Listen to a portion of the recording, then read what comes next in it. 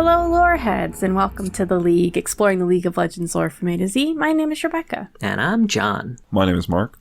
It feels so good to do this again. Today, we're talking about the Darkin blade Aatrox. It was released June 13th, 2013. Yeah, we're back to the beginning, baby. Bow, bow, bow. We're going to do every single episode again. No, I'm just kidding. But we did really want to revisit Aatrox, and it's funny, like, as soon as I started reading his bio, I'm like, this is just jumping into some, like, random, really side plot of the lore. Like, man, I must have been so freaking confused. We did have to explain a lot of shit. So much. I bet you explained, like, everything to me. I was like, wait a minute. I know Shurima's the place with the sand. As I was taking, so I have my original notes here for the record, which, you know, now my notes, I take a lot of notes. Back then, I had like half a page of notes, and when I say half a page, it was like half a page of a bulleted list, basically. But the first thing I had was references that might need to be explained, and while I didn't type it there, what I meant was explained to Rebecca. Hey. And Shurima was there. Yeah. Sundisk, Ascended, Acathia, Void, Runeterra, Targonians, Aspect of Twilight, Aspect of War, and Darkin. All things that you just kind of they throw in there right at the beginning of Aatrox. Yeah. Although I will say put Zoe in parentheses in Aspect of Twilight, and she wasn't the Aspect of Twilight yet, was she? I mean, not during not during the whole dark when he turned into a Darkin, but It's not like he looks at Zoe and is like, this isn't your fault. He's still like, no, I'm gonna fuck you up. Probably, yeah. Sure. So, I mean, same aspect, different person. Right. I find it hilarious, though, that we've come all the way back around to Aatrox, and like immediately Rebecca's asking some question, and John and I are going, well, you know. Actually, you know what? I wasn't even really asking a question. That was me being a little worried that I was wrong. I know that Zoe was not the Aspect of Twilight during that time. That's fair. Yeah. But it was Mishra. Okay, I didn't remember her name, but I'm not a fucking nerd. Right? Just went over Who this. learned this shit? I'm the one really cool person on the League of Lore Heads podcast. Hey, it's not the highest bar, but it's good to clear it, right? You don't want to just trip on your way. Oh, fuck. Who put that bar down there? Well, I don't think I was tracking at the time what was on the Riot Universe page. So we have his bio, short story, a release teaser called World Ender, and some concept art. Yeah. About what is expected. And to be fair, there's not other shit that's just left off. That's kind of all there is for him. He's mentioned in a few other people's bios, and he's like, you know, you could include him on shit like where Acathia once stood and like Twilight of the Gods, but he's not like in them. No. So yeah, I'm surprised they didn't, frankly. Yeah, because I remember we talked about those pieces in that episode anyway. We're so prepared. So yeah, right. These I mean, guys. it's so funny because I know they linked them in other places where those champions aren't there. Like, I don't know, Nasus, I think it's linked on, for example. I guess they do talk about him a little bit. He gets a mention, I suppose. I mean, who the fuck are you going to put in there? I guess Zoe. Maybe that's it. I don't know. Yeah, it is funny how he is kind of like very much like the template, like the thing we see so much, right? Bio, short story, maybe a little video or something, and some concept art. There you go. Who summarized the bio in the original episode?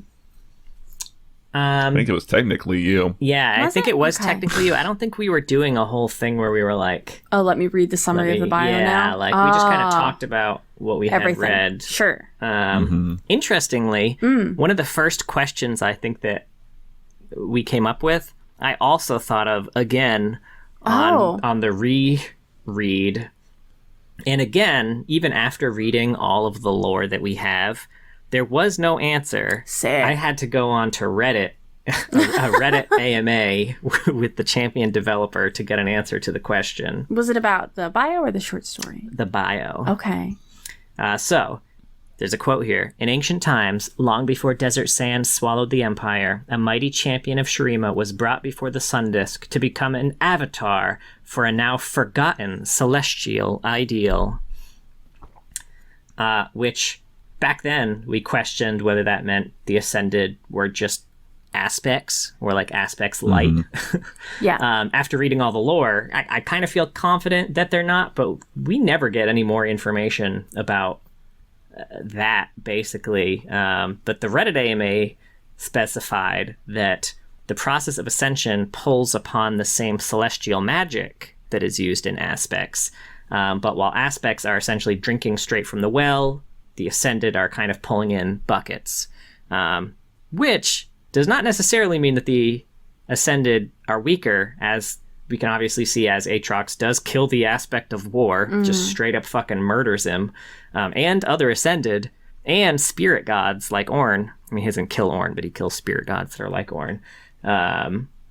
So, like, doesn't make them weaker, but they do pull from the same magic. And also, like, they did go on a little bit to talk about, like, the fact that, like, what happened to that celestial ideal after he got sealed away in his sword, too, which was a little weird.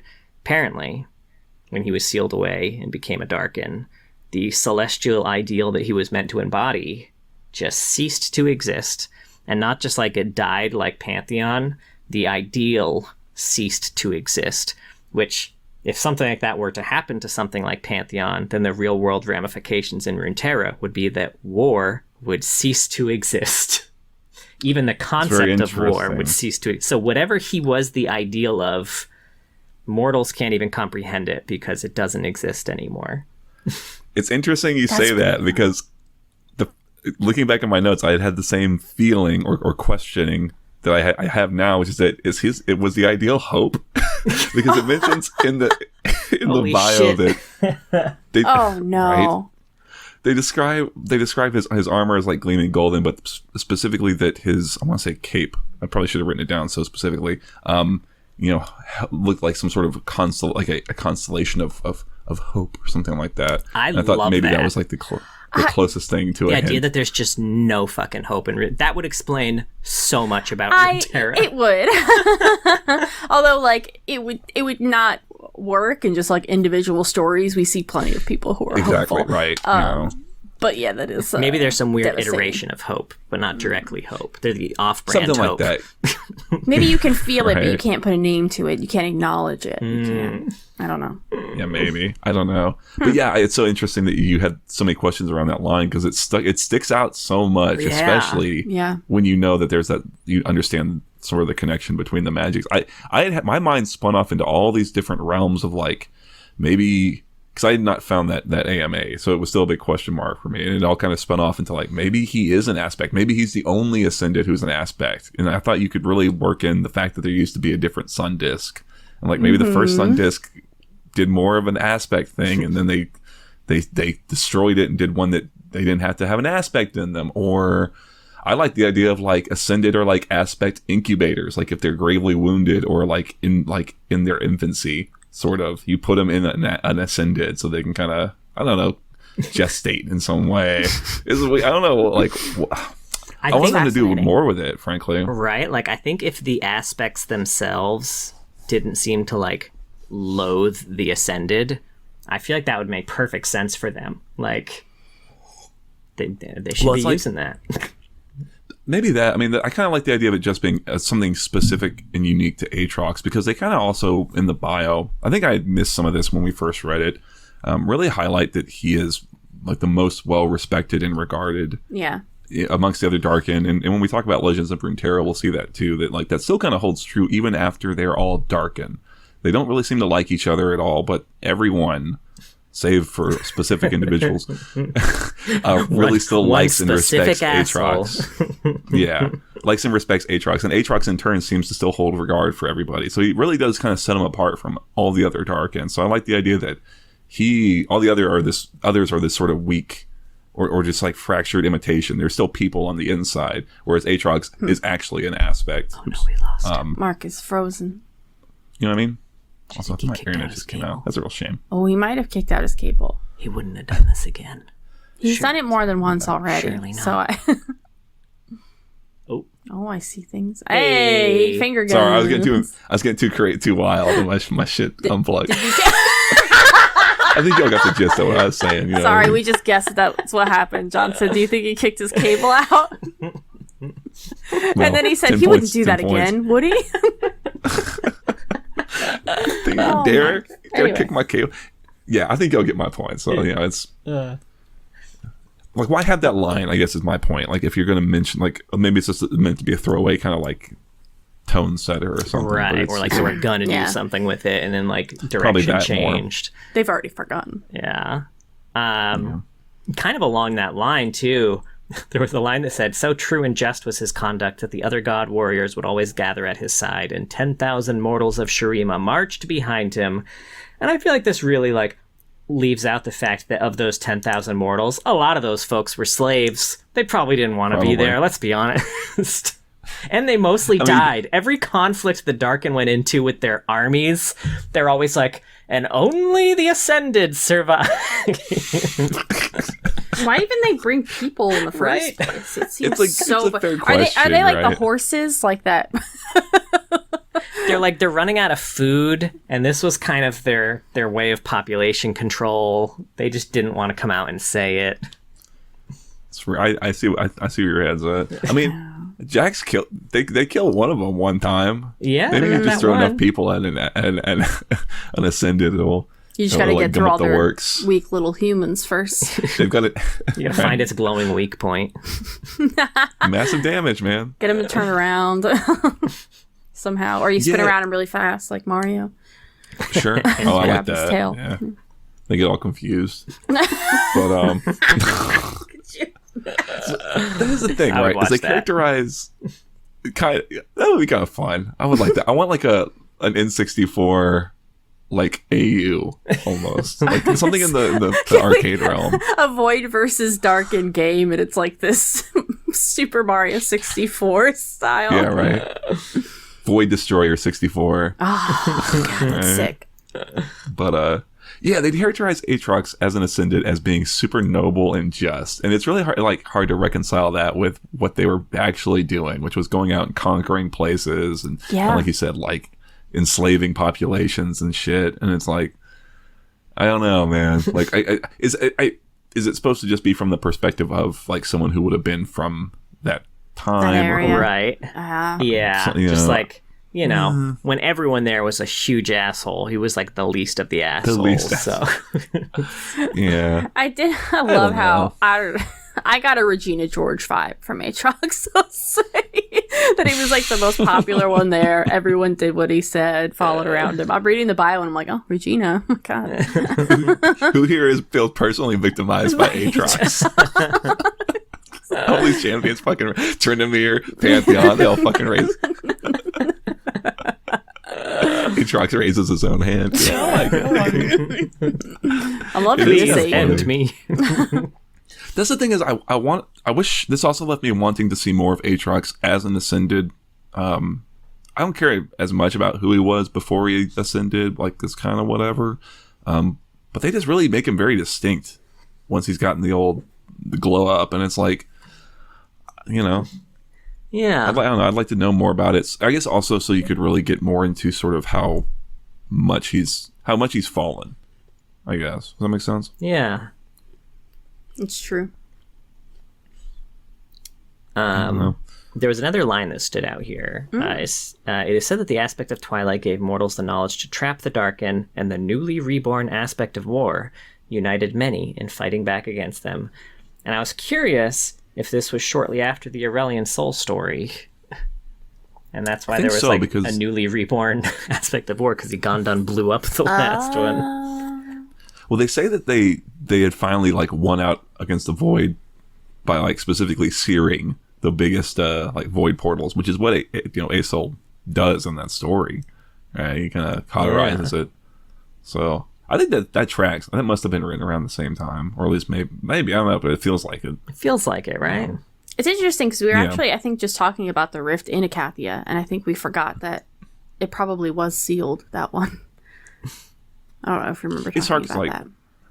Yeah, it's hard too because like the efficacy of that is, who knows, right? Like the Void is kind of like, it will always find a way to kind of sure work around things like that. So Anti-life finds a way.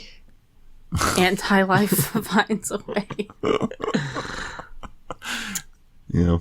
last thing I had here, there was a quote that said, if he can drive all of creation into a final apocalyptic battle where everything else is destroyed, then maybe he and the blade will also cease to exist. And like, my guy, how bad do you have to be at this that you can't drive Runeterra to an apocalyptic battle? Like, Runeterra? They are a sneeze away from apocalypse at all times, and you can't tip the scale even a little bit. Here's the thing. You got to unite all of the regions to war with each other. To fight each other. See, now here's the thing. Maybe if you want to start a big, massive apocalyptic war, don't kill the aspect of war. Just an idea. I don't know why he wouldn't go to the void if he wants to be destroyed as well. Is that something that's ever mentioned? Right? That seems like the perfect unmaking opportunity. I can't really buy the Darkin. That's what they do. In the weapons thing, I guess, a little bit. Partially because, like, why didn't they do anything with the weapons after they sealed them all in the weapons? That's always bothered me. Hit them. Maybe. Did they? Put them under a blanket. One of those things where no one will look here. Right, yeah. And put them in a storage locker. Sure, yeah. I'm sure it's one of those things. I think I said it as much. Like, there's some red post somewhere that says, oh, but if you destroy it, it will just unleash the Darkin or whatever. And it's like, fuck off. Yeah, I don't... Just melt the fucking sword. Yeah, but anyway, I think Aatrox logically should just go to the void. I would be open to like... He has it. Because even if it's just like, even if the void can't destroy him alone, maybe he would still want to release the void. Doesn't he know that that's like what the whole point of the void is? And like, if the He wants oblivion. He keeps saying he wants oblivion. Yeah. And literally there's a void creature who talks about oblivion. Yeah. And like, if the thing is like, oh, you don't want to destroy the weapon because it'll unleash the, the Darkin, like, cool, the void will destroy the weapon, unleash the Darkin, and then destroy the Darkin. Easy peasy. 1-2. Come on, Aatrox. I would be open to it if we could get in Aatrox's head and you could really try to apply the fact that they spent, decades or whatever fighting in horrific battles against the void, and it's something that ultimately scares him. Like, if it was just some personal failing that kept him from doing it. Like, he physically couldn't even bring himself to go there. Yeah. He wants to cause his own destruction. He doesn't want to be destroyed by something else. That's what he tells himself at night, as he's sobbing in his sleep. I mean, that's the thing. As like, his goals are like vague. What's the plan? And then the note I had was maybe work on not being a fucking sword all the time first. Like, that's a real big blocker. Yeah, he keeps like burning through all of the humans. Like, just chill for a fucking minute, and maybe you can stay in the human. Just be the guy. Yeah, you don't have to morph his body into like a disgusting version of yourself or whatever. I do like his quotes to himself that are basically that. Just like, patience, Aatrox. He's got like a few of those. Just like, don't do this again, Aatrox. Just be cool. Just be cool. Then he's like, blood. Fuck. I did it again. I kind of like that. I kind of like that idea. Again, I want something that's in his head where he's not just so desperately trying to not be a sword. That is what a short story is. Right? Yeah. Like something where it was like maybe further down the line, and he could spend a week inside a guy before burning through him, and him having to constantly grapple with either like whatever it is that drives him to do that, whether it's like just the desire to try and get some echo of what it was like to be kind of a god. I mean, that's Brian. That's a pretty reasonable thing. You were a god for a really long time. Now you're just a fucking dude. You're not even a dude. You're a sword. You get cramps every now and then. You like get woken up in the middle of the night to a Charlie horse. Like, back hurts. Right, it's like, oh fuck, yeah, exactly, right. So it's like, I mean, I do really like the idea of him just being in a person and how he would perceive other human beings that are around him, and especially in a way that's a little bit more unique than just, oh, they disgust me, these humans, mortals, mortals. Because I think he might have a really interesting kind of apathetic take towards humans that could be really fun to play with. But also, was he not a human at one point? But they do have a thing of if people were humans a long time ago, they completely forget what it was like. Yeah, who remembers what that was like? I guess I don't remember what it's like to be a baby, so... That's true. Yeah. That's fair. Yeah.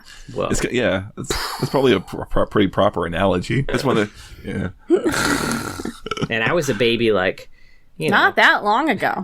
Certainly less than, like, 3,000 years ago, that's for sure. Not according to kids. Jesus Christ. Nothing ruins your self-esteem like a fucking 10-year-old trying to guess how old you are. Yeah. I definitely heard my nephews doing that from them. What was their first guess? 50. 50. And I heard you go, 50? Like, oh, I'm sorry, that's way too low. Oh, that was funny. I also heard you bickering with them, and one of them went, well, at least I'm not an old man, or something like that.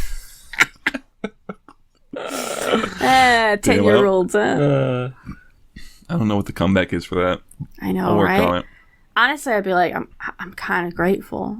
I don't. It doesn't even bother me. So. Yeah, right. It's like I'm so glad I'm not 11. God, that shit sucked. You've got nothing going on. Can't even. Well, yeah. Well, watch me drink this beer. Smoke weed. Anyway, what were we talking about? Aatrox. Aatrox. Yeah. There was one little line from his bio, and then we can move on. Where it talks about like once they start sealing away the Darkin, where it talks about how he gathers up his army, but then he realizes they've been deceived, and I wasn't quite sure what that was in reference to, because it's not in reference to it's not the Twilight of the Gods story, is it? I think it is following the Twilight of the Gods story. I know it follows it because it's after they've got the power to seal them away, but I don't quite get like what is he deceived or who is he deceived by. I feel like it may have been the weapon, or like my guess is that, and I don't know exactly how. Here's this cool sword you can defeat your enemies with. Exactly. Like I feel like the Darkin who are sealed in weapons, they weren't always necessarily using those weapons. Like obviously Aatrox always used a sword. He was kind of a sword guy, but I don't know if he always used that sword. Like I'm curious if that sword was like a gift. It's like, hey, check out this super cool shit. Ah, psych, it was cursed and you're cursed and fuck off. So the aspect of Twilight just gave all the Darkin cool weapons. Right. Except for, Kane, who got a lame weapon that Aatrox makes fun of a lot. Well, I will say, I'm looking at the bio now, and unfortunately, it does say that a force greater than 1,000 dead sons pulled them inside the sword he had carried into battle countless times. So maybe it's just that something someone did some bullshit on his sword, and I think that's what it must be. Here, I'm the sword repair company. Right? Like, I sharpened it, me lord. What's this glowing moon shit on it? Don't worry about it. Yeah. Oh, there was one other thing I thought it was interesting. It mentioned, I think another thing I missed when we first read this, that he will go out and try and like find people who are particularly like have a lot of vitality and try and like sort of prep them to be his next host. I completely missed that the first time, and I think that's definitely what's supposed to be going on with like Tryndamere. Here's a guy who couldn't die, right? So he's kind of like a permanent, like he's like a rechargeable battery almost. You get inside Tryndamere, then you don't burn him out because he won't die. You know what I mean? That would be such a good story if they actually like had a little subplot of that. I had some theories about his interaction with Tryndamere too. Actually, like I was curious the whole undying thing, because it wasn't necessarily established that was just something that he could do before he met before he met Aatrox. Like that was something that he demonstrated the very first time after Aatrox almost killed him. But as he was dying, it said that like Aatrox whispered some archaic words at him and then laughed and left. I'm really curious if like Aatrox gave him the ability to not die as almost like, one, I mean, I love the idea that it's like an incubator for him, but two, also like he hates it. He hates being alive. And I feel like it was kind of a little bit of like, hey, enjoy this fucking curse, you piece of shit. Like, that would be. See, now I want an old man Tryndamere where he doesn't fight off Kindred and Wolf, but they still can't kill him. Right? Like, there's always just someone there intervening or some shit, just like... Ash, fuck off. The last time. I would say, though, that, like... the idea that Aatrox thinks that everyone else would also hate it as much as him, like, I don't know, give me that gift. But also, it's like, here, Tryndamere, live forever with your hot fucking wife. Well, his hot wife's not going to live forever. She's not going to live forever? Something will happen there, probably, right? She'll just not want to die, and it'll be fine. That's true, that is fair. That's true. Yeah. Alright, anyway, we can move on to the story now. The Case by Odin Austin Schaefer. You mean the Cage? the cage, I was reading it, I was like, the case doesn't make much sense. It's what I wrote here. But the living sword. The Darkin brothers in the We've case got of to get the bottom of this. Holy shit. Oh, I love it. I want to see some Nancy Drew cover art with this shit. All right. In case of the world ender. Do we want to do a summary of it? I didn't write one down, but it's easy enough to go through. I remember it. Yeah, although we didn't do a summary of the bio, but that's okay. Yeah. That one we did go over. We all feeling. Yeah. Sure. Who did y'all This is an Odin Austin Schaefer one. Okay, yeah. Solid. Yeah, the cage. I mean, it's told from Aatrox's perspective, and it's like a day in the life of Aatrox, and then he's having a constant panic attack while being a sword. And being a sword sucks ass because it's like you're kind of in stasis almost, where you can't breathe, but you can feel yourself not being able to breathe and wanting to breathe, and all sorts of horrible feelings of panic, etc. It did not sound good. It was very bad. No. Yeah, reading it made me feel so claustrophobic. Yeah. Yeah, you're not like in a zonked out or anything when you're in there. You seem to experience every moment. It really is a very shitty torture, and he's kind of desperately hoping that someone will come find him and pick him up so he can be not a sword again. And he's kind of starting to worry that what if I get lost in the muck and I'm lost for another 1,000 years? But he can feel the presence of people around him, and some guy does grab a hold of him, and he sort of immediately takes over and starts forming the flesh to be kind of what he wants it to be. And you can feel it starting to burn out, but he can see that he's in a battle, and he kind of resolves like, no, I'm gonna make them suffer, and I'm gonna get more dudes to be, and that's kind of where it leaves him. It's a very pretty short story. Yeah.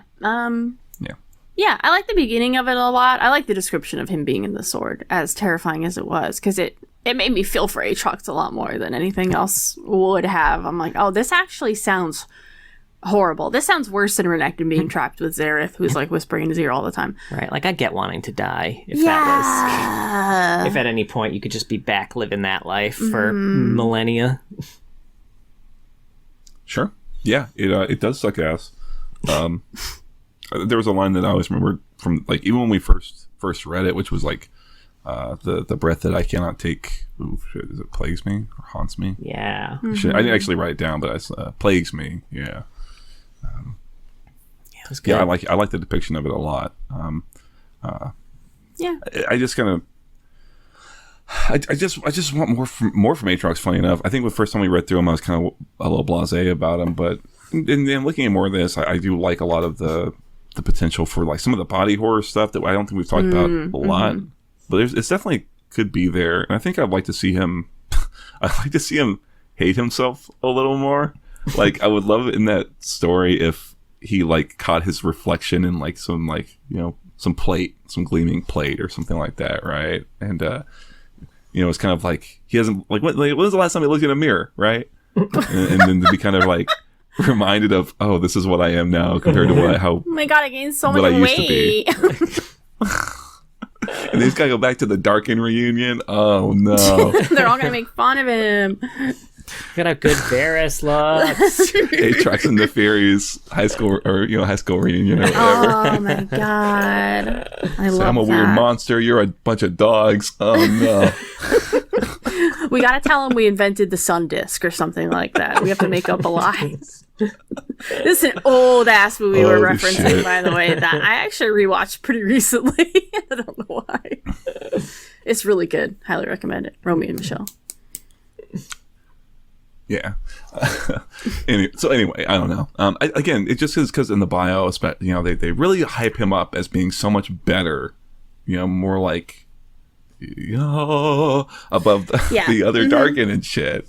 So I don't know. Yeah, here he is in the muck.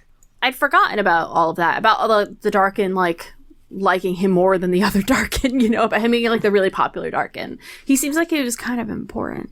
So kind of a big deal. And now it feels strange to not hear that anywhere else. Like, Neferi's trying to find him. Does she be like, oh my god, especially Aatrox? Do you remember Aatrox? He was great. Or Varys, he's like, man, I gotta find Aatrox. That guy's the tits. Yeah, I feel like Legends of Runeterra is like the best continuation of his storyline that we have, really. Sure. I mean, it's... Yeah, it's definitely true. I mean, it's the only real place where I think he gets. Well, now I need to know what happens. Don't worry, in I've got lots of notes. Yeah. I also went through and looked at a lot of cards for this. Do you want to just move into that, or do you have more stuff for the story? I don't have anything for the story. I was just going to mention real quick just other bios he just happens to be in for like old historical. Aatrox. Obviously, he's in the Tryndamere bio. He killed his whole clan, almost killed Trynd, but then taught him how to not die by learning. By whispering secrets. Whispering into his... and Pantheon bio. Yeah. He stabbed Pantheon through the stomach, killing the aspect of war and removing its constellation from the sky. Its host, Atreus, survived. Later, Atreus was on his way to fight some barbarians that had been encroaching on his friend's widow's farm, but when he got there, Aatrox was fighting them. So instead of fighting the barbarians, he stepped in to protect them. Their cries awoke Pantheon's spear. The constellation returned, and he disarmed, literally, Aatrox. He did eventually end up finding a new host, which led into the Trynd bio, but I thought this would have been a really great moment for Atreus to just hide that sword and fucking end the madness for good. Where would you hide Aatrox's sword? Ooh, it's a good question. Anywhere. I was thinking about this while I was reading the bio, and I was like, everywhere seems dangerous. Like, if you put it underwater, something's going to find it underwater. It's Runeterra. You can't bury it in the sand because some void creature will find it. I feel like you just gotta That's true. I was thinking find real somewhere world. in Vandal City. Ooh, like have the Yordles protect it. And I don't like tell that. Vagar Answer, about actually. it. And don't tell me. Vagar will probably end up like destroying it somehow by accident anyway. That's So true. maybe no, do that's tell actually the Vagar best. about it. Yeah. Yeah, Tell I think Vagar Vandal about City it. is it. Tell Vagar about it. There's also, and I think this kind of leads into Legends of Runeterra a little bit, there is a poem about the Darkin in Mage Seeker. A spoken word poem. Oh. Many there were, 5 we know, fighting as one till tragic undone. Once human, blessed by divine sun, Shuriman and ascended they'd become. Conquered Acathia, unleashed the void. Somber wars. I think conquered Acathia, unleasher of the void. Somber wars, foul creatures destroyed. These great warriors heard the call, turned into gods, stirred to brawl. Victorious they were, impossible yet true. Glorious it was, their futures anew. But loss and suffering took its toll. Crossed time and land, 5 tainted souls. Bound in light, now fallen to night, deemed a new name, forever cursed. Darkin they were, their carnage dispersed. Throughout nations, fire and blood, devouring damnation, a crimson flood, till arcane sorcery found hope's glimmer. Chained to weapons, they 5 simmered. For ages past, locked away, never dead, but kept at bay. One blade bent on all things' demise, one scythe set on shadowed skies, one bow, arrow seeking atonement, one... I think I mistyped this. I have one How reaping life's very moments. Bow? Howl. There was another bow already, though. Probably Howl, right? Howl, yes. One Neferi. Howl reaping life. That's probably it, Neferi, yeah. One howl reaping life's very moments. One mandate declared loud in hate. 5 known Darkin lie in wait, risen to imprisoned their harrowing fates. And this also kind of made me think of how, like, the Darkin probably were viewed as, like, tragic heroes in hindsight for their part in Acathia. Like, especially with no one from Acathia to tell their side of the story, they were just kind of the crazy city that let loose the void onto the world, and then the Ascended sacrificed everything, including eventually their sanity, to make it right. It's So, true. like... It is true. There's probably a lot of stories about them being, like, real cool. Yeah. It kind of makes me want to see someone yell at Jax about it. Like, I want to, you know what I mean? Right? Like, what the fuck, Jax? You did this. He was gone Right. that day. So He was, he wasn't Wasn't there. supposed to be here today. No. He doesn't even go here. doesn't even get. How many other Mean Girls raps can we get in this one? Oh, man. But yeah, so I mean, I guess that leads into Legends of Runeterra. Did you want to have a bunch of notes on this? You got a bunch of notes on this. We want to take it away? I do a bunch of notes. I didn't write down like the names of all the Darkin that introduces. Oh, don't you worry, I did, baby. I assume maybe you would. For the relevance of like, here's the core story. I think I can run us through, and then we can get into like fineries and details. It starts with Master Yi. Does it start any earlier than him for you? I had it from back at the original kind of Darkin War. I suppose I guess what started the feud between Aatrox and Zolani in the first place. Yeah, I guess I'm trying to think like this. Like this is like just a storytelling question of like, this is where I start telling the story. I'll start the story. Yeah, go for it. And then you can tell me if there's anything on that. Sure. So in Runeterra, it's established that Master Yi is kind of renewing the Wuju shindig, right? He's got a bunch of students, and he is coming into possession of a Darkin weapon. He hides it away after some of his students are getting a little too keen on it. But Kane, leading his own sort of group, attacks, seeking that Darkin weapon. They seem to be relatively successful. Like, Yi's students are not successful in repelling them. And as Yi is trying to fight them off, Yi's star pupil, named Jun, gives in to the sort of whisperings from the Darkin weapon, grabs a hold of it, and is immediately overcome by Sholani. So Sholani is a Darkin who's kind of introduced here.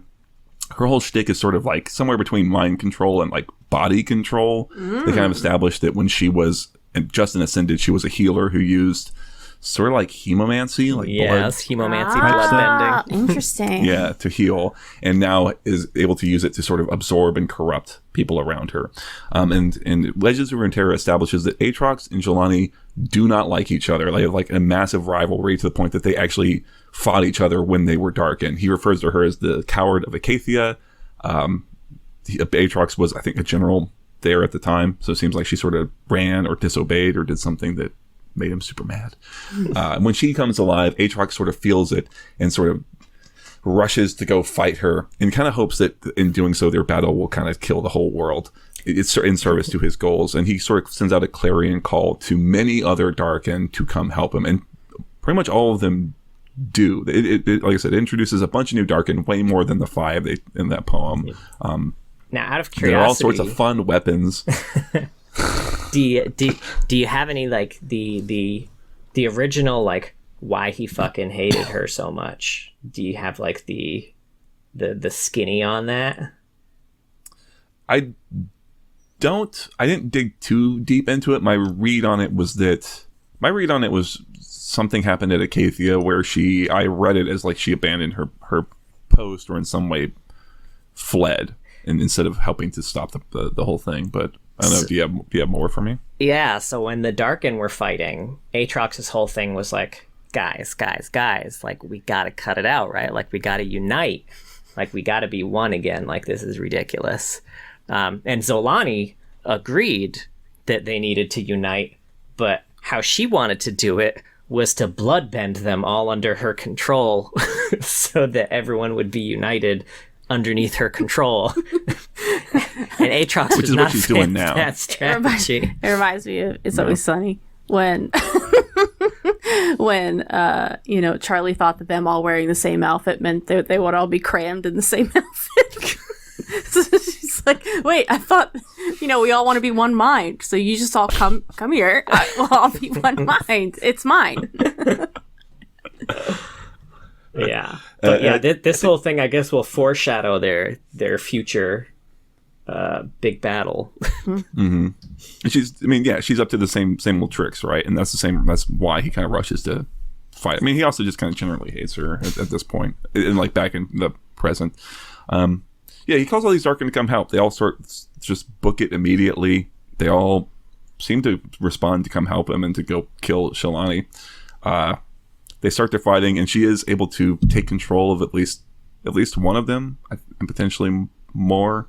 And while she's there, Kale and Rise also show up to stop it, because it's this big world-ending thing that's kind of happening. So you got this battle kind of happening between Aatrox and the Darkin, Sholani and her followers, humans that she's kind of corrupted and controlled, and Kale and Rise. And Kale has her own set of weird celestial divine followers. Now the big twist is, so John, I know you looked at the card arts, right? Did you look at the card arts? All right. So Rebecca, can you look up Sholani, Xolanni, the Blood Weaver? No, that's a lot of words. Oh, I thought I was going to have you use your computer, but that's where my notes are. So, I mean, we could put them back. And listener, you can do this too, but this is kind of the big development. So Xolani. I think I spelled it wrong earlier. The Blood Weaver. Xolaani, yeah. Okay, just get a sense of like this is what she right. Is it this one? Just get a sense of like this is what she looks like normally. Yeah. She's a little leveled up here. Like when she first shows up, she doesn't have all this glowing situation going on, but it's pretty normal, right? Mm-hmm. But as a part of this big fight, Mihira, does that name ring the bell? No. Morgana and Kale's mom. Oh, right. Yeah. The aspect of justice returns to help fight and end this threat. Mihira is pretty cool also in her design. Shows up to help fight this threat and is killed and consumed, absorbed, whatever, by Sholani, who then becomes Sholani Aspect's Bane. You need to look up that card art. Okay. Yeah. So she turns into that fucking thing. Right? It's like a Dark Souls creature who keeps having another form. Yeah, it reminds me of the design reminds me of like these monsters called awakened beings from an anime called Claymore. Anyway, so it that's about where it ends, right? There is a soft implication that Rise uses a world rune to stop this whole situation. But that's like 2 to 3 sentences and a picture in a card that I'm kind of pulling that from. So it's like grain of salt as to what's going on. And don't worry about it because none of it's canon anyway. This is all sort of a what if scenario kind of. Except, yeah, the whole thing kind of opens with him like viewing the whole scenario through like a crystal, kind of like he did in like Call to Power, right? Where he like held the crystal in front of him and then he saw that like whole city just like being destroyed. Yeah, my read on that card art was kind of like he was putting that crystal away and was like, oh shit, is this what's gonna happen? Fuck. Yeah, maybe. Whether it's a future thing, an alternate, whatever. It's just sort of that space where this was before they said, like, before they committed to a unified sort of universe. And, this was just sort of a what if, I guess, or something that's sort of in a vague space. It's a really cool idea, I think, to do with Aatrox. A lot of the Darkin they introduce are very weird and neat in their design. They're really alien and monstrous. And yeah. Anyway, why am I looking at these? Did you have like a question for me? Oh, why don't you say how No, cool I they just were? thought that the art was cool. I think that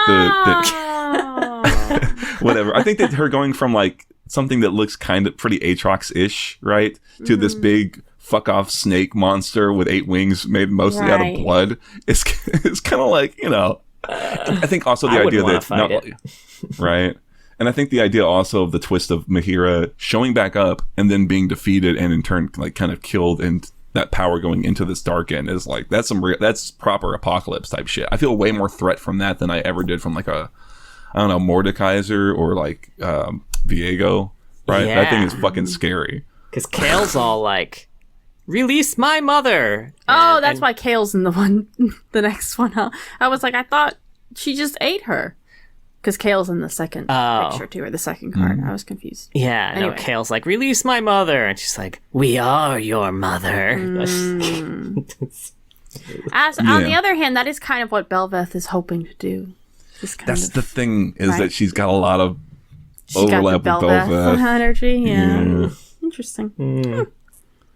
And they're both like in Shurima too. I don't know. It's a little like... Poor Shurima. Right? It sucks. It might be kind of near Targon, I'm not sure.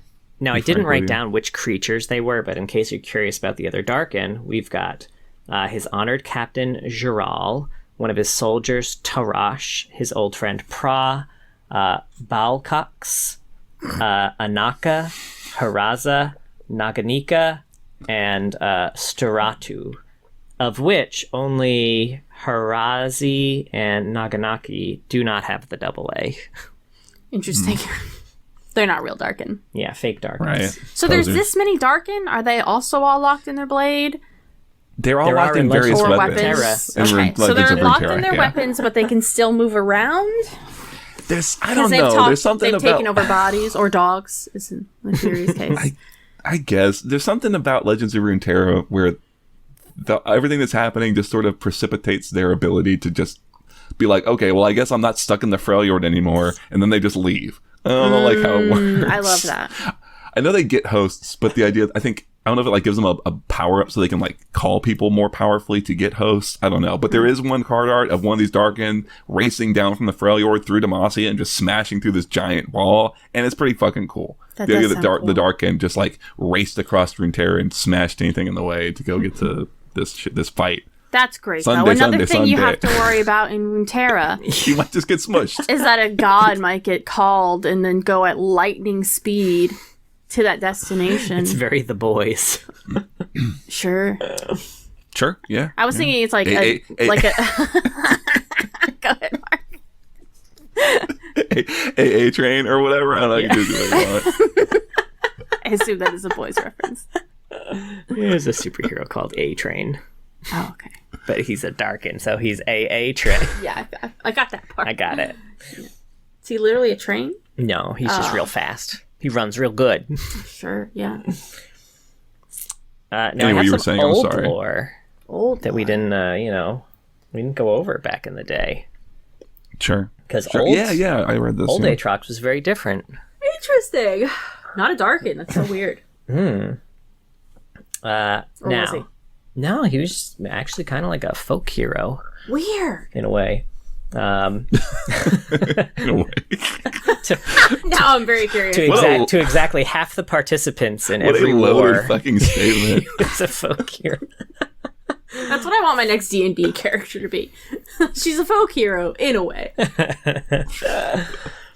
The earliest tale of Aatrox is as old as recorded history. Of course. It tells of war between two great factions, remembered only as the Protectorate and the Mage Lords, which, for the record, are also, they kind of have an AU around those. That's kind of That's what's going on in Rift, right? Yeah. Over time, the Mage Lords won a series of crushing victories, leaving them on the brink of obliterating their sworn enemy forever. On the day of their final confrontation, the Protectorate army found themselves outnumbered, exhausted, and poorly equipped. They braced for inevitable defeat. Just when all hope seemed lost, Aatrox appeared amongst the ranks of the Protectorate. With but a few words, he urged the soldiers to fight to their last before throwing himself into battle. His presence inspired the desperate warriors. At first, they could only watch in awe as this unknown hero cleaved through their enemies, his body and blade moving in unison as if one being. Soon, the warriors found themselves imbued with a potent thirst for battle. They followed Aatrox into the fray, each fighting with the furious strength of 10 until they had won a most unlikely victory.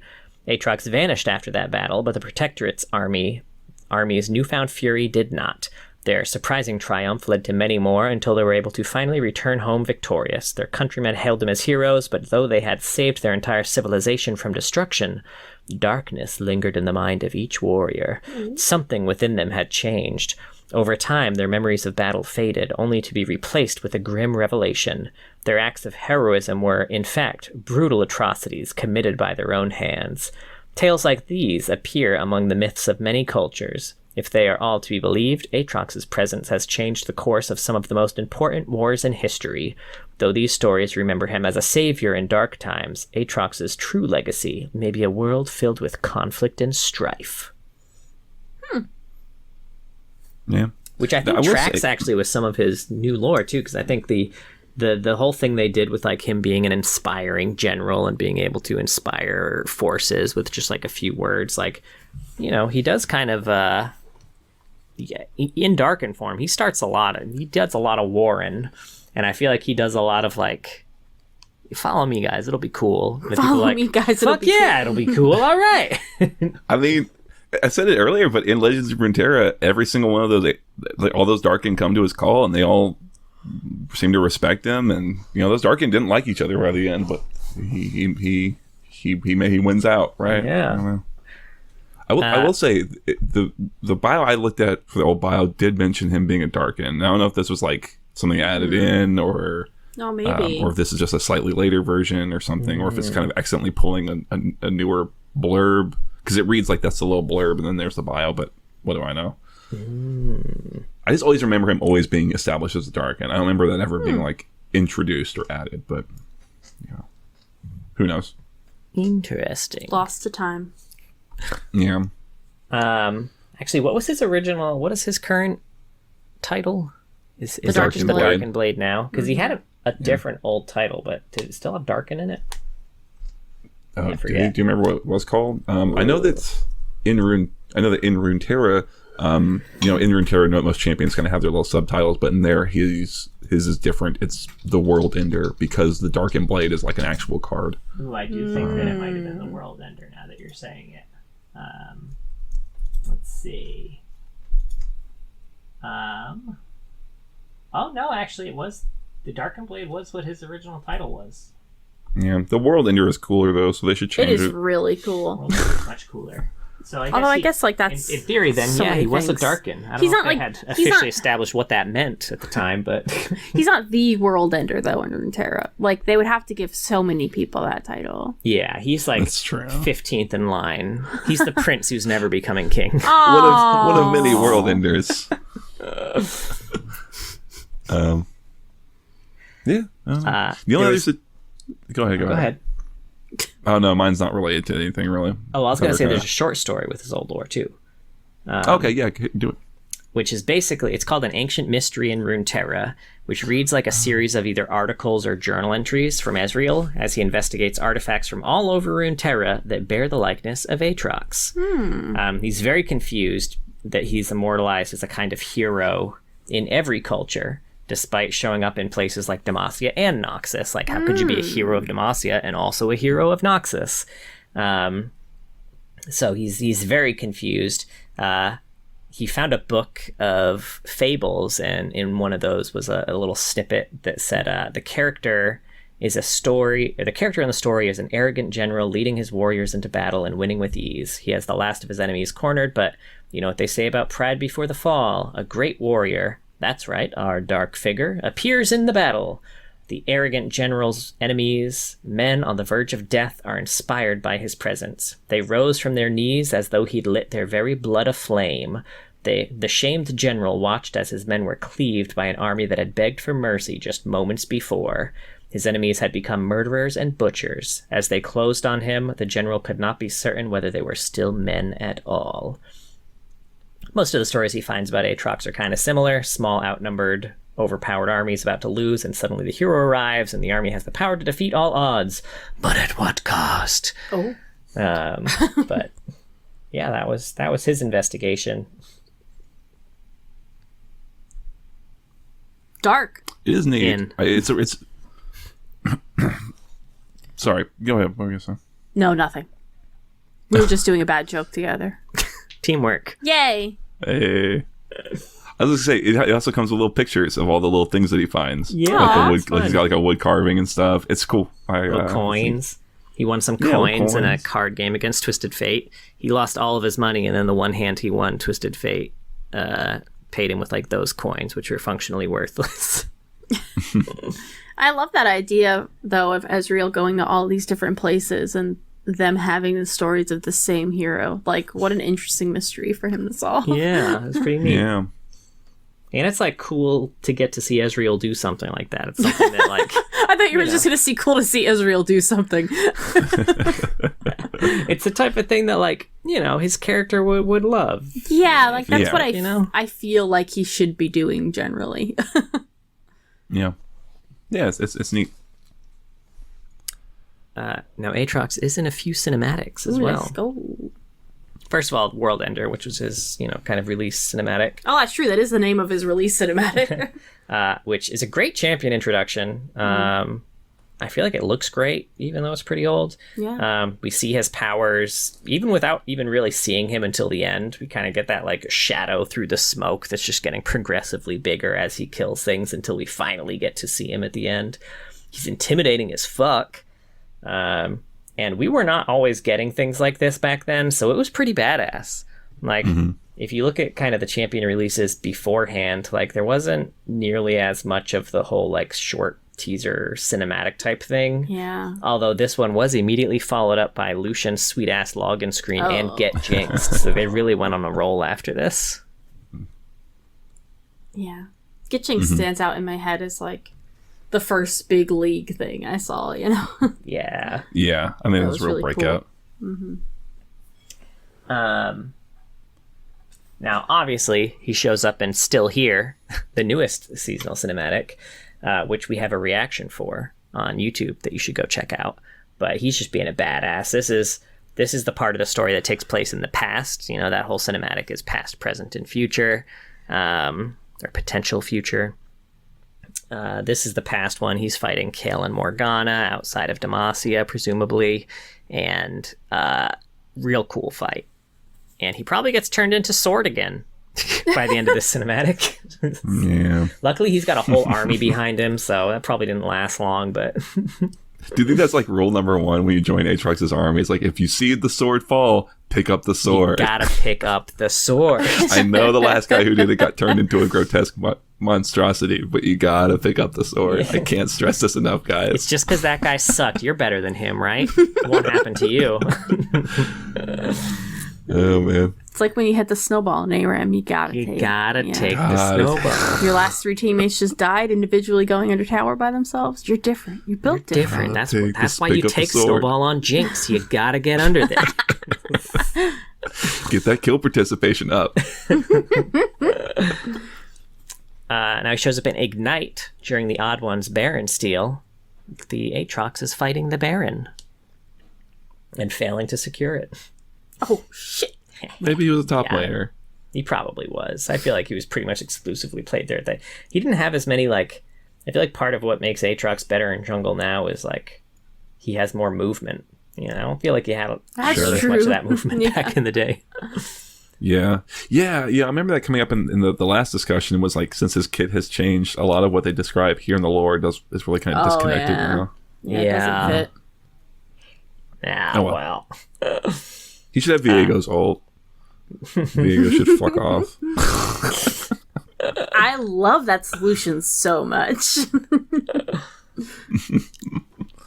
Now, he shows up in Never Surrender, which was an animated cinematic inspired by the So sorry, I hit the mic in it. By the triumphant return of Gordon Hayward, a Tryndamere main and superstar NBA small forward.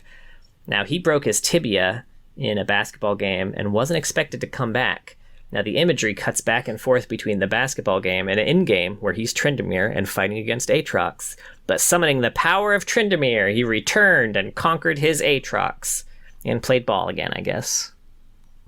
Nice.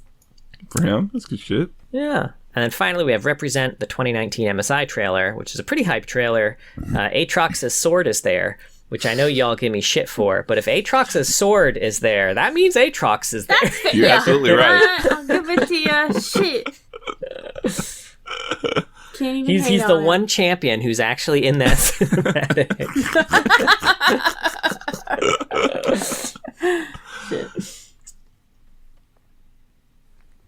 You guys want a little treat? I do. John warned me he has a game for us, so do I have to turn around? Actually, just not look at the screen. I did block out the text in case you accidentally looked. Now, accidentally. Yeah. Well, I mean, he also had scrolled down at this point. Yeah. So I have here a little mini game for us. Great. Oh boy. And feel free to play along at home. This is called Aatrox, or random villain from some random ass movie. Okay. Vague. Okay. I like it. There is no life in the void, only death. This feels like a bait, right? This feels like a hard fucking bait, right? You were gonna put Void in there? Gonna put Void in there? I'm gonna say is some random movie. Some random movie. Unless it's a double bluff. I know. I did think that. I'm still saying some random movie. Yeah. That's a Sauron quote from Lord of the Rings. I'm sad I didn't recognize it. I feel like there's going to be a lot in here that you are very familiar with, but maybe don't recognize. I mean, yeah, there's a lot of lines in Lord of the Rings, okay? There's a lot. They say a lot of shit. They say so much shit in that trilogy. Every dream is a candle I must snuff out. I am the darkness. I'm saying this is a random... I'll go Aatrox. Random movie. One Aatrox, one random movie? He doesn't seem to like he cares about snuffing out dreams that much. But he likes to talk about himself. So we're going to go with Aatrox. I'm going to say it's Freddy Krueger. That is Aatrox, in fact. Damn it.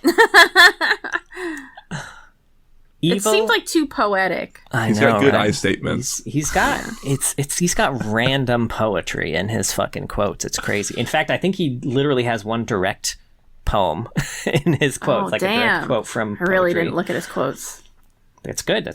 Mm-hmm. Evil is a point of view. Gods kill indiscriminately, and so shall I. I feel like I've heard this before from something. No. I'm going to say random movie. I'm going to say random movie. Can it be from is it just movies? Random villain. Actually, no. It's random villain, so they're not all movies. Okay, I'm going to say random villain.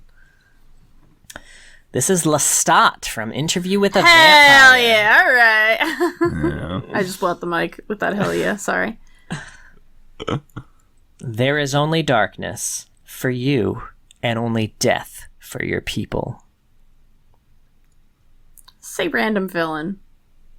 Shit, that does feel like it. This is like him talking to someone. I'll say Aatrox. He's probably talking to someone. I like the alternate in and out.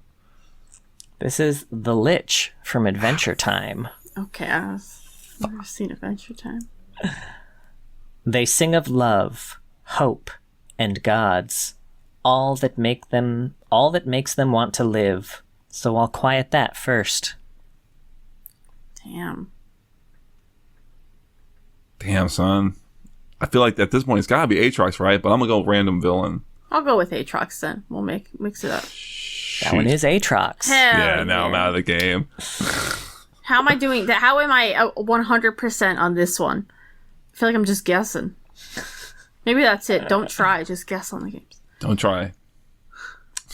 There is no good and evil. There is only power. And those too weak to seek it. My guess is that someone might know this. Pretty sure that's Voldemort. Yeah. Sorry to spoil it. That is Voldemort from Harry Potter and the Order of the Phoenix. Mm-hmm. I have no goodness left. It was taken from me. Stolen.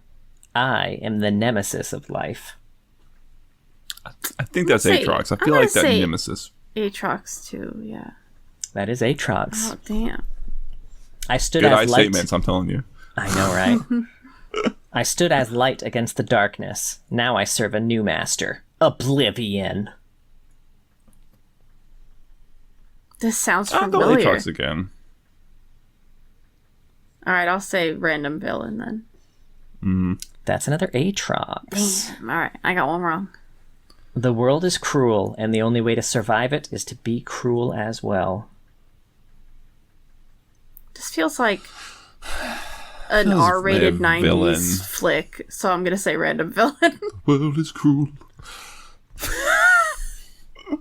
What was that, Mark, out of curiosity? That was from Hunchback. Because that quote is from Frollo, the Hunchback of Notre Dame. Oh, you knew it. Say hello, you can trust this whole city. That's adorable. I definitely didn't recognize it. I shall not kiss the ground, nor let myself be wielded as a tool. I'm damned, but I will remake this world in my dark image. I'm going to say a random villain, because he doesn't want to remake the world. He wants to destroy it, right? Can I get the quote one more time? Yeah. I shall not kiss the ground, nor let myself be wielded as a tool. I am damned, but I will remake this world in my dark image. I'm going to go with Aatrox. I'm saying random villain. That one is surprisingly Aatrox, despite him not wanting to remake the world. What? I feel like this must be like maybe even an old quote that didn't get that makes updated. Sense. I don't know. Life, dreams, hope.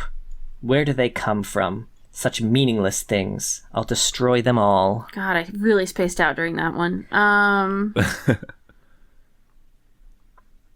Man, Aatrox. I want to go with Aatrox. I want to go with Aatrox, but I think if I do and we both get it right, we'll be exactly tied. Oh, so for funsies, we'll do. Is this the last one? No, we've got 3 more after Okay, that. I'll do Aatrox. Do Aatrox. Okay. This is Kefka from Final Fantasy VI. Ah, shit. Look at your noble courage. Now learn despair. I'll go with Aatrox again. I'm gonna do Aatrox again. Random villain. That is Aatrox. Oh. It's okay. It's okay. I can lose. All right, 2 left. Terror, hate, destruction. All will bow before me. I'm gonna go random villain. I kind of want to as well. Yeah, That's Diablo from Diablo 3. Good. I was like, bow before him. I don't know. It didn't feel right. Mm-hmm. And finally, I am the shadow from which you cannot hide. What? Okay, now I know that quote. Why do I know that quote? Can I get it again? This is like... I am the shadow from which you cannot hide. Let's say a random villain. We'll do random villain. That is Noob Saibot from Mortal Kombat. Now, for the record, he has a quote that is almost word for word. Oh, really? That quote. Like, he's got, like, I am the darkness from which there's no escape or some shit like that. Well, unfortunately, you can't trick me with a similar quote because I don't know his quotes. You're too good. That concludes Was that the last one? our mini Yay! game today. That was Fun beautiful, stuff. honey. I also wrote down a few quotes that I just kind of like of his. Oh, sure, yeah. He's got a bunch that only trigger when someone else flashes mastery in front of you, which I fucking That's love. so funny. They need to do that with more champs, dude. Mastery, I must congratulate you. Obviously, your parents never had reason to. Oh my god. Damn, Right? he's Why is spicy. your community so toxic? Right? Somehow, I doubt you've mastered self-esteem. I mean, Damn. true, Yo. but Aatrox goes fucking hard. He goes hard. he is Regina George. I was just kind of joking before, but He's got his fucking burn book over there. Right? he's literally Regina. Ah, mastery. Well done. Now master your insignificance. Okay, that's kind of whatever. Those first two were good though. Yeah, the self-esteem one. Oh my god. Right? He also has a quote that just reminded me of Jin so much. Sure. I touched the stars and saw the glorious light of 1,000 suns. Now blinded by this elegance, how could my purpose be anything but dark? Oh my gosh. That is really Jen. It gave real big, like, I envy silence for I must be loud vibes.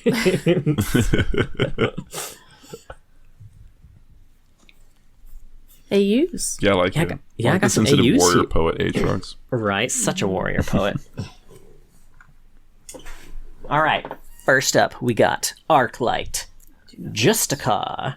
Standing tall within the agents of light are the Justicars, sentinels of the Arclight, exemplifying its strongest virtues. It is not enough to serve as an example for only mortals, for even divine soldiers need inspiration. This is Justicar Aatrox. Chief among the Arclight stand the Justicars, sentinels who serve as living embodiments of justice and order. Aatrox embodies power, for it is his martial prowess that holds the chaos back. We got Mecha. When colossal kaiju begin attacking from the sea, land, and air, humanity develops equally powerful mecha units to stop them in explosive hand-to-hand combat. Whoa! As Mecha Aatrox, designated ATRX-1. Shut the fuck up, Riot. They worked hard on this. That was good. The Mecha Aatrox unit was developed in response to the gliding kaiju with the capability of limited flight. In addition, ATRX-1 wields a thermal blade that can turn residual light particles into heated cutting edge. Now, fun facts about this. There have been 6 out of 14 prototypes released. The fate of the other 8 are still unknown. The prototype numbers have been changed since the skins released.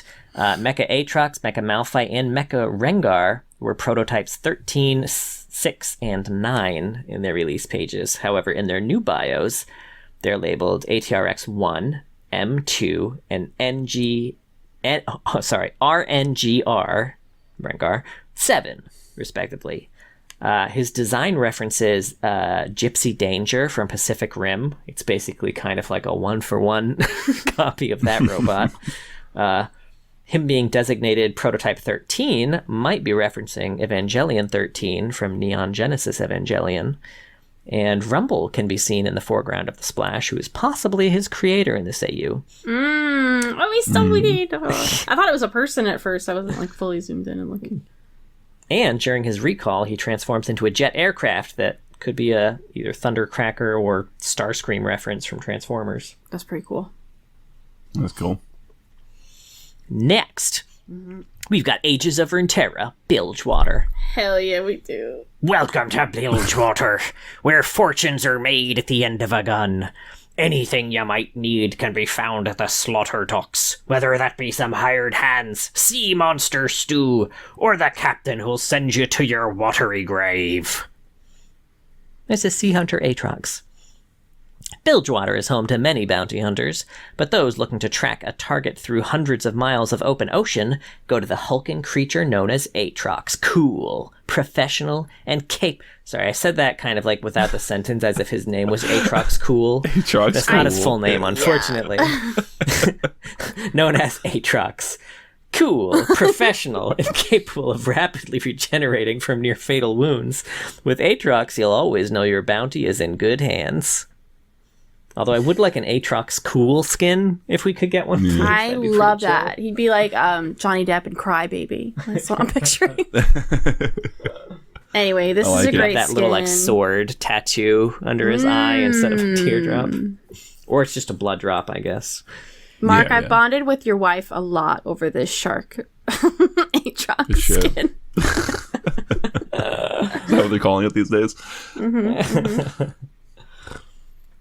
Next up, we have Moons of Ionia, Blood Moon.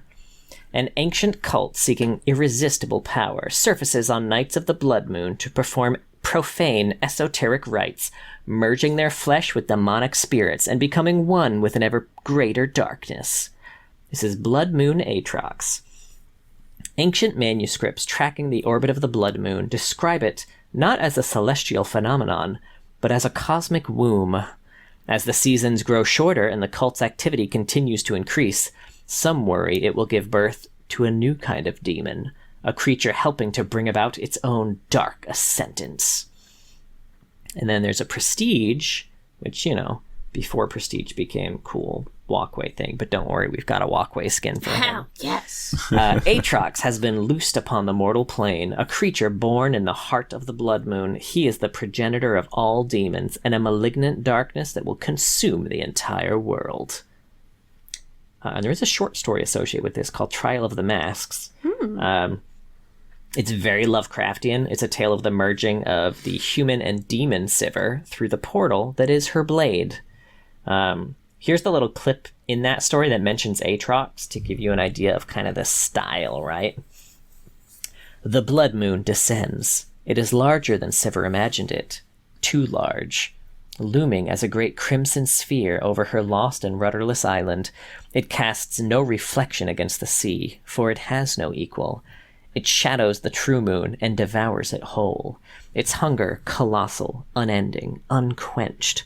Sivir drops the wooden mask and the golden ring. She falls to her knees beneath this mirrored cradle, its center, a bounding mane of beating wings and boiling, rippling blood. A great figure stirs within the lone demonic progeny of humanity's twin soul, a great demon in the shape of a man, sliding from his womb of light as the moon's embryonic shell breaks open. Ew. The massive figure falls into the waves, a wicked blade in his hand, wings flapping with the sound of cracking glaciers, buried once and now not. flicking the afterbirth from his wings. I left that part out. It's definitely in there. That's what I thought. The word, and you know what tied He's it all all up? covered in cream cheese. Oh my god. Poppy was covered in so much cheese when she was born. The doctors all commented on it, all the nurses. They're like, that is one cheesy baby. For anyone who doesn't know, when a baby comes out, they're covered in all this white crap. What is this, Philadelphia? Because look at all that cream cheese. Yeah. It's a You fun were fact saying on something. this. I'm sorry. There's some. Oh, it was them using the word sliding. Sliding from the womb of white. Slipping and sliding. Yeah, slipping and sliding. And then really tying it with also the embryonic shell. Yeah, but I think if you didn't say sliding, that's too real of a word for birth. Yeah. Sliding, bursting, all of those things. Sure. Hey, man. Yeah. This is real. This is real as it gets. This really happened. I'm feeling my old stitches. Anyway. Next up, we got Odyssey. I had no idea he was in this. Yeah. Oh, it was 2020. That was 4 years ago. God, I'm an idiot. Yeah. That was yesterday. Right? That's 2020. No big deal.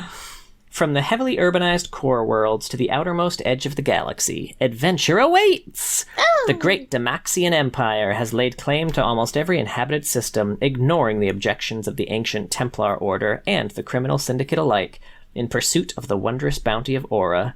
This mysterious golden essence, drawn from the vast, majestic creatures that patrol the stars, is the lifeblood of all civilization, but also promises untold power to those who can wield it for themselves.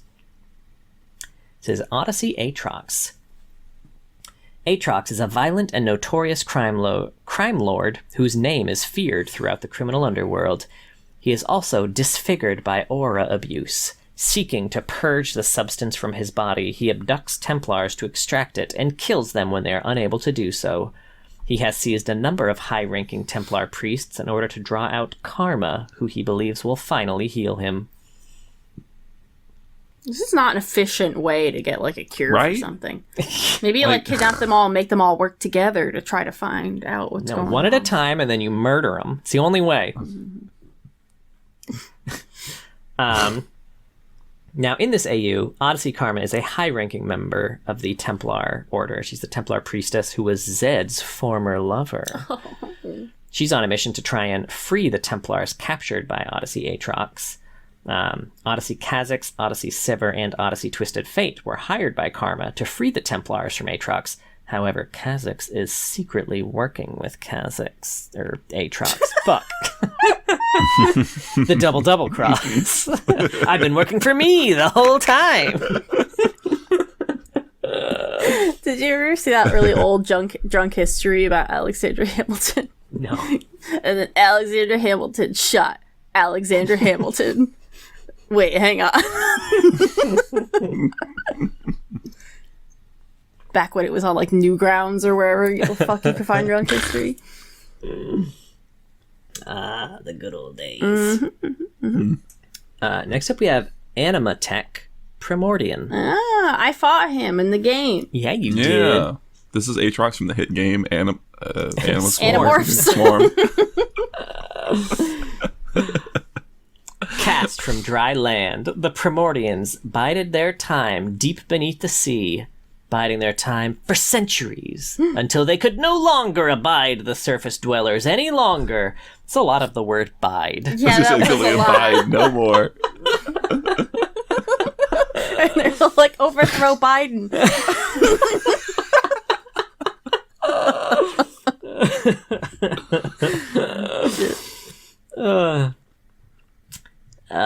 Yeah, they couldn't abide the surface dwellers any longer, nor their abuses of the planet. Thus, the Primordian Queen's judgment was made. Humanity's era in the sun is over, and that of the Primordians has only just begun.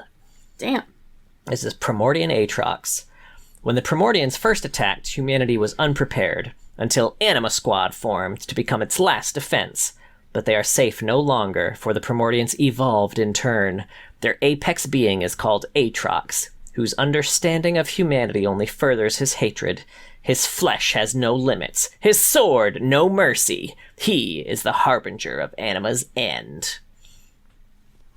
And there's a cinematic for this called Fight for the Final City, which is actually pretty cool. You should watch it. But in this, Alawi, Seraphine, Yasuo, and Briar are fighting against a horde of Primordians, or a swarm, if you will. Then Aatrox enters the fray, turns on World Ender mode, and freeze frame ending. But it's a cool fight. We played it. Speaking of playing it, Swarm, the game, the Incline game, also has lore attached to it. So there's all sorts of text in between missions here, but here's the Aatrox. Aatrox has a big monologue. It's his big moment. His big moment. His little villain moment. Final City. Your Anima squad is divided and broken. They too harbor a traitor, a member of my legion, too weak to face the glory of our ascension. Unwittingly, she lured your so-called heroes into a trap. And now they lead her back to you, and still your faith remains? This is the lunacy of your species, your sense of mercy. But I have none. At this moment, your saviors traverse a hidden underground home of your progenitors. There, they have discovered what I broadcast to you now. There is no guiltlessness in war. This world was ravaged, its rivers sucked dry, its forests purged, its sun blotted out, not by my legion, but by primitive curiosity, the bane of your people. We Primordians seek only recompense. Your pup, the swordsman, discovered this truth and abandoned you. He runs back now, tail between his legs. His reunion will be brief, for my hordes are pounding at your door. No bastion will protect you. Hide, cower. We will pluck you from your high rises, and Anima Squad will watch helpless as we drink deeply of your gore. Cherish your final moments, Final City. Extinction has arrived. Interesting. It seems less intimidating when he's yelling at this a bunch of like hot women dressed like bunnies. Don't drink me, Aatrox. Oh no. I'm no good. Stop, Daddy. It also definitely kind of makes like Anima Squad seem like the bad guys a little bit. I guess from his perspective they would be. I guess he's coming from nature. It's essentially nature fighting humans, you know, as we are today. And we're kind of doing that same shit. Nature's usually right in this case, yeah. But I don't want to get drinking. Don't crack me open like a beer and drink me, man. Come on. I don't want to get dark and drinking. I'll recycle or whatever, dude. Open up a cold, refreshing mark. Don't crack me. Yeah, right. Now, fun fact here. His dance is a reference to the emo Peter Parker dance from Spider-Man 3. Oh my god, I have to see that. A lot of finger guns. Next up, we have Eclipse. Mm-hmm. Long ago, an order of monastic knights slew the vile gods of the old world using esoteric powers. They love that in these darker. Granted by the moon and sun. Now the world has grown dark and violent as those selfsame deities prepare their return, challenged only by the light of the eclipse. This is Lunar Eclipse Aatrox. One of the few who took up the mantle of the Eclipse Knights in the days of old, Aatrox hopelessly pined for Kale's affections, but she could only ever love the blazing sun. When she devoured it, the entity's lunar corona consumed him. He exists now as Kale's monstrous, once noble shadow, ever at her side. Hey, you're up. There's also a level up card for this, for Runeterra. Oh, for Runeterra. Aatrox knows Kale can love none other than the sun, but even centuries of unrequited love will not deter him from standing guard over her resting place. His beloved will rise again, and he will be the one to welcome her back into the age of the eclipse. There's a few quotes here. Bow, Senna, or die. Kale is our light, our creator. I shall see this darkened world reforged in her perfect image alone. Senna, not a big Kale fan in this AU. I will shatter all that binds my beloved. Those who defy the Sun Eater will be slaughtered. Rise, Kale, I will feed you this worthless world.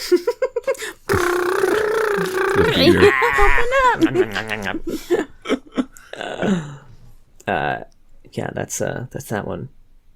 And now we've got esports world champions, which is our runway skin. Oh, today. Yes, let's go. Congratulations to your world's winners for 2022, DRX. This is Prestige DRX Aatrox. Aatrox is DRX's #1 fan, and he's got the goods to prove it, turning heads with his blue and white nod to the South Korean superstars. DRX and T1 supporters alike line up at Worlds to take photos, but he won't let his newfound fame distract him. He's just there to watch his favorite team take home the Summoners Cup. Hell yeah.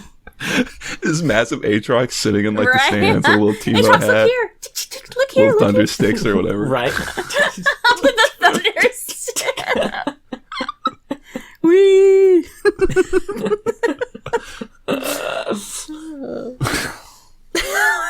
Mark, I saw the beginnings of an Aatrox impression, and then you like called it halfway through. No. Hell no. Pulled the ripcord on that one. Know your limits, man. Next up we have Shanghai Scroll. Within the fabled Shanghai Scrolls, gods and mythical creatures roam magical lands, wielding the power of the elements. Some are content to live with the palette they've been given, while others wish to jump beyond the borders and paint their lives with a new brush. This is Shanghai Scrolls Aatrox. The ancient god of false suns, Aatrox was once worshipped by all who lived across the frozen lands that he blessed with the warmth of his light. Soon the people found that Aatrox had overstayed his welcome, replacing the frozen tundra with dry, barren lands. Now imprisoned within the scrolls, Aatrox is focused on his escape so he may exact his revenge.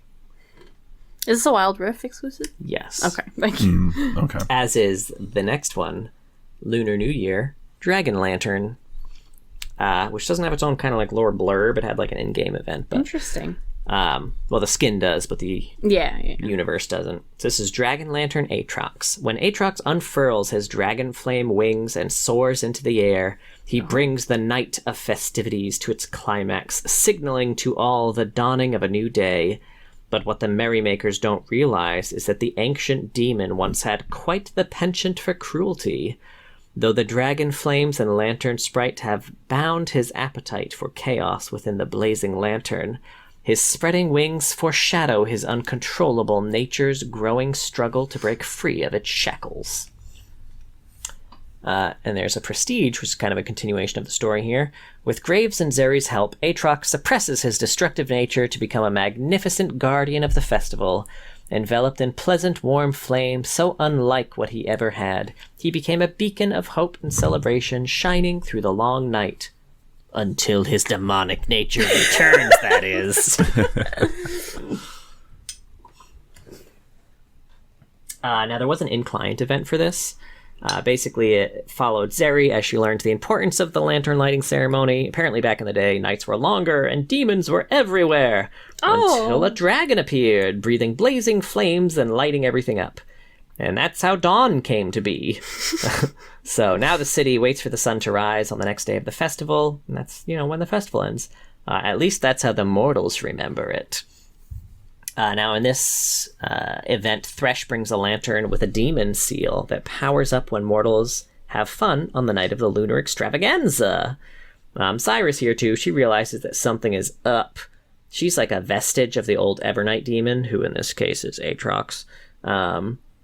And so she's not opposed to Thresh like releasing the Evernight demon, which he kind of wants to do, but she's a stickler for duty, and Thresh's duty is not to do that. So Thresh says that the darkness of the festival is the only time he ever gets to roam free and have fun. Aww. So he's hoping to use the Evernight demon's power to enjoy his freedom a bit longer, but he won't like fully free him, right? Like he'll just kind of half free him so that it stays dark longer so he can have his fun. Just let me put the tip in. You're not going to believe this, guys. He breaks free. Oh my god. What? Get the fuck out of here. Aatrox breaks free, consumes all the light, which leads directly to the cinematic, A Spark in the Dark, which is a big old golden demon. Aatrox is attacking the city. Zeri goes to fight him. gets knocked way back. She attacks again with some super fully charged super blasts, which Aatrox just like real easily just swipes aside. That was her final ability. It was her final ability. But luckily her final ability travels past him and hits like a statue of a dragon, which comes to life, which placates Aatrox a bit. So now he's not, an enemy. He's a friend. Like he's get distracted. Oh God. Fun fact about this one, Prestige Select Dragon Lantern Aatrox is the first legendary to also be a Prestige skin. Ah, interesting. Also, by the way, when you said that Zeri's ability kept going past him, I thought it was going to like bounce off a mirror and then like hit him in the ass or something. That would have been funny. It's very cartoonish. We got a few fun facts. Lay him on me. Yeah. Original Aatrox was voiced by Eric Ireland. Current Aatrox is voiced by Ramon Takaram? One of those two, maybe. If you are Ramon, let me know. Yeah. Hit me up in the comments, friend. Several scrapped spells from Aatrox's rework include creating a war zone that grants those who died in it reduced death timers and would respawn allies at the closest structure. Allowing his ultimate to force his death and revival, and a spell that would offer his teammates an opportunity to become a Darkin.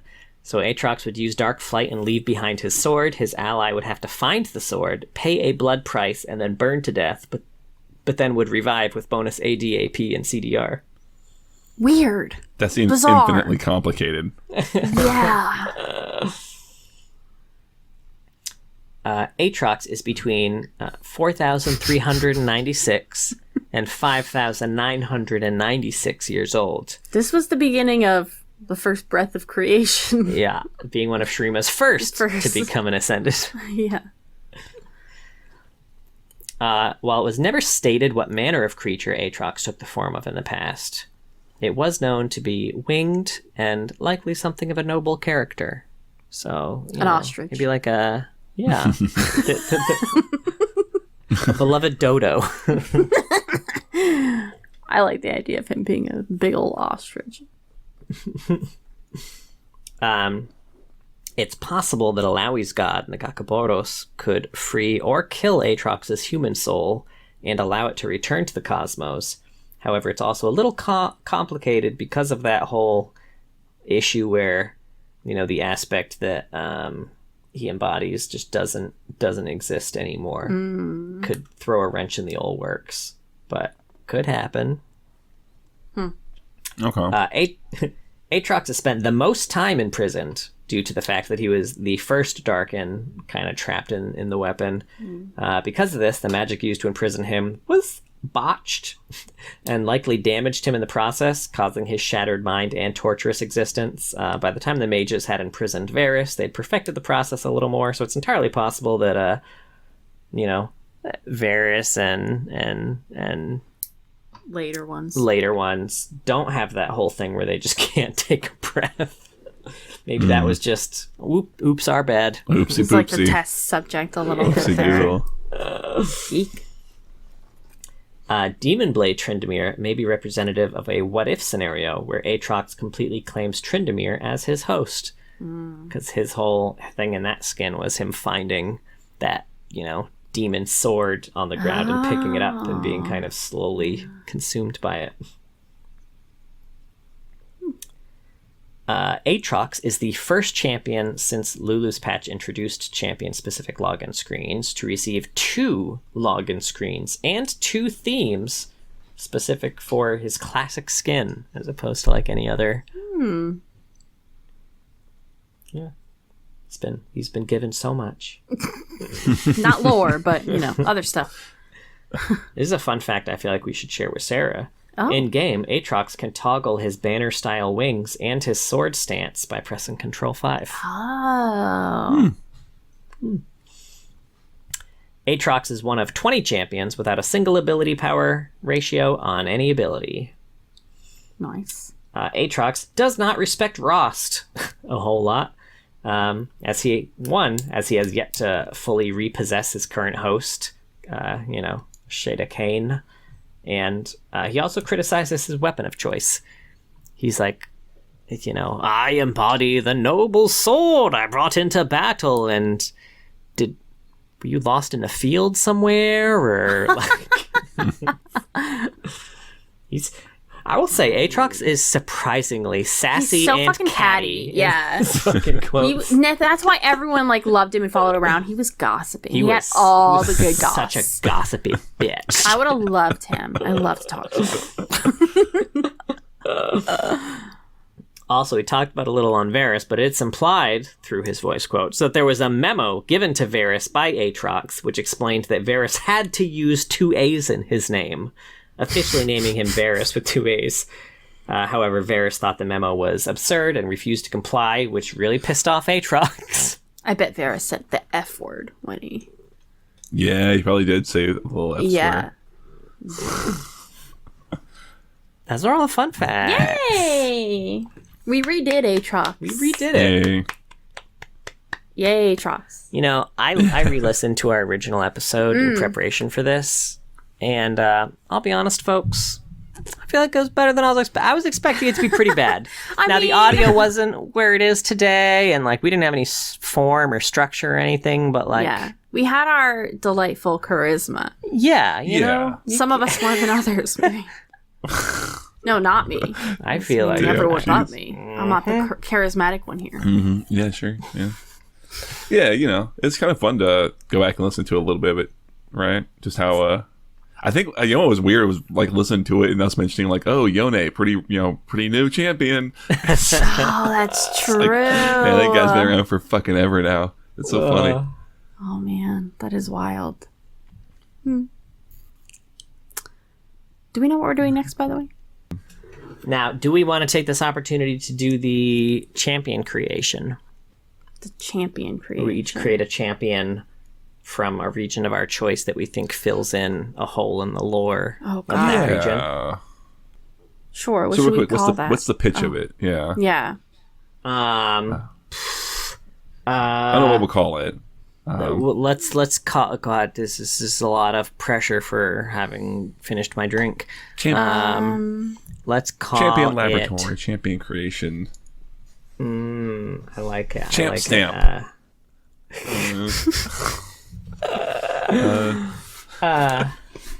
Maybe we could try a little lore filler. Right. A little lore filling. Fill my holes. Champ Spackle. Champ Spackle. All right. Lord anyway, we'll figure that out. So we're all agreed on fill my holes. No, we have. Sure, yeah. We have a Twitch. It's twitch.tv/loreheads. John streams on Saturdays. He does TFT and ARAMs with viewers. I want to test my shit out soon, and I'd like to stream again. That would be nice. I do Rift with these losers. I mean, these cool folks. We win sometimes. We do win sometimes.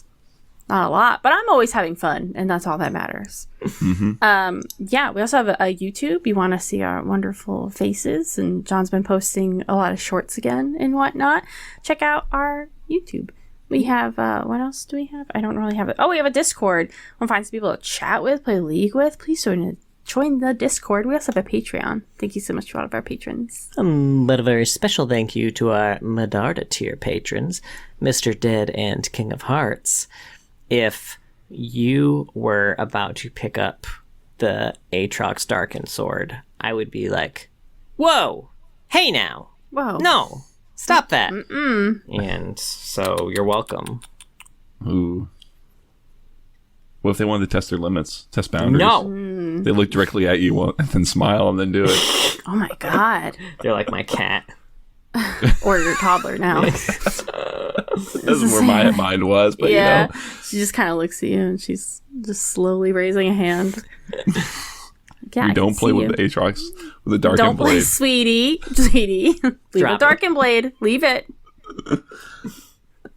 Anyway, please. Oops. Please be sure to join us next week. I'm sure I left in a little bit of that earlier discussion because John insisted on fill my hole. Yeah. Which was fun, but we're not doing that. We are going to be attempting to fill some lore in the regions. Apparently, this was just thrown on me, but we're going to. It's been on the Discord for over a week now. So in the Discord. They tagged you in it for a week. Over a week? That means I read it when I was tagged a week ago, and it was immediately gone. I'm sorry. Anyway, we talked about it last week. I don't true. I don't know about that. I disagree. But we are each going to pick a region, try to pick create a champion who could fill some of the holes in the lore we've got going on. It's going to involve a lot of creativity, so we'll see. I feel like I'm not going to be good at this, but it's okay.